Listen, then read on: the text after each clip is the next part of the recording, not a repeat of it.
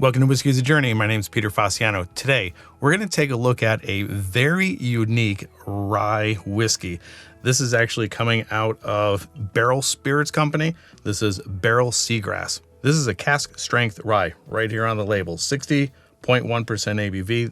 That's 120.2 proof. This is finished in Martinique rum, Madeira, and apricot brandy barrels. Bottled by Barrell Craft Spirits, but it's distilled in Kentucky, Indiana, Tennessee, and Canada. 750 milliliter bottle.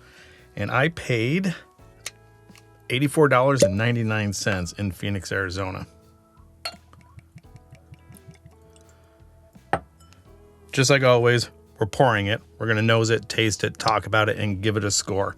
My sister is not here this week for this, and I don't believe this is going to be one of those rye whiskeys that you're gonna wanna put in cocktails just because it is so unique on its own. Let's get the glass coated and give it a nose. That is weird. Not weird in a bad way. It's just very unique. So I guess weird is not the right word to be using. It's unique. More unique than any of the ryes that I've done so far. I get some classic bourbon notes, the brown sugar, the caramel, and vanilla, a slight pine note. It's very difficult to pick out a specific rye flavor or a rye note. Those dill, menthol, eucalyptus, tea notes, I'm not getting much of that. The rum, Madeira, and apricot brandy barrels is overshadowing the rye. The rye's still in here, don't get me wrong, it's there, but it's on the back end. And when I say those rye notes, I'm getting the pine needle note in here. It's not herbal, floral, or minty, it's pine. Let's get it on the palate. No doubt about it, 60.1%, that lights the mouth up, good amount of heat. And as the ethanol starts to heat up the mouth, the flavors accelerate and expand. There's a lot of sweetness in here, and I think that's coming from the rum and the brandy, the Martinique rum and the apricot brandy. The Madeira, not so much. I think those would be more of a wine note, and I'm not getting that. Let's get that second sip down. On that second sip, more apricot. ABV is toned down a little bit more now.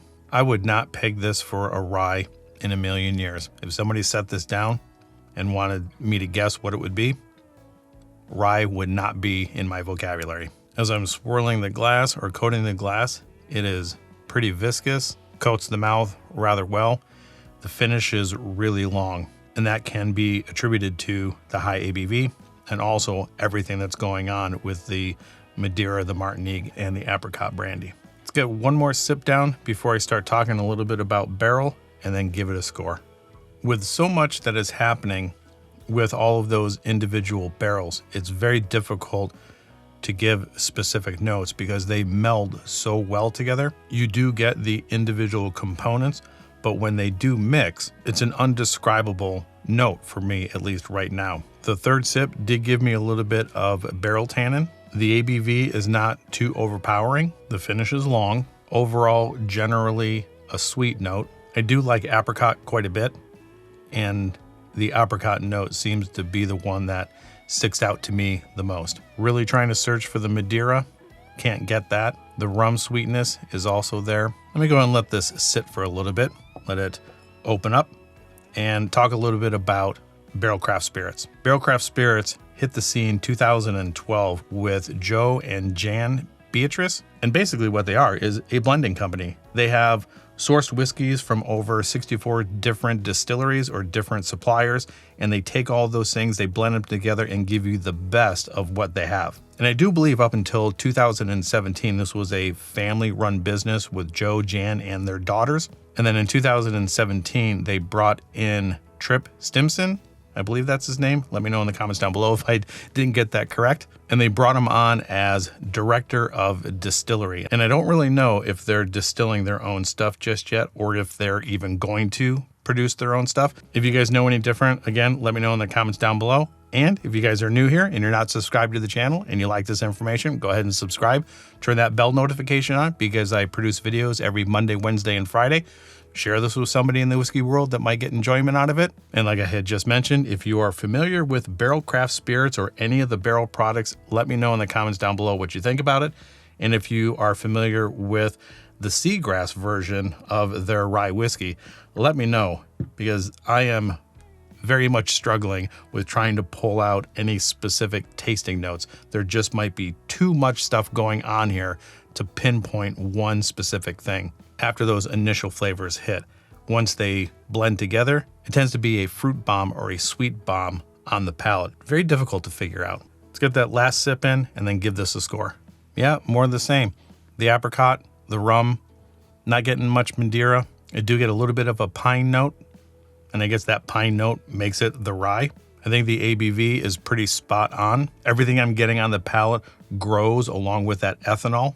And just to make this as simple as possible, it is fruit forward, followed by ethanol, followed by a little bit of pine, and a slight amount of barrel tannin. That's pretty much basically the best way that I can explain it.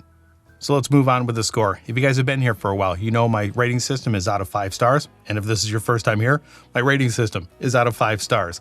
So with the amount of ethanol, the explosion of flavors, the fruit, the tiny bit of pine, a little bit of barrel tannin, all of those things are working really, really well within this glass. And as I'm tasting it, it's a very unique rye. I think it's worth trying. And with all of that, I'm going to put this at 4 out of 5 stars. If you're interested in a rye, I don't think you're going to really get anything out of this as far as the rye characteristics.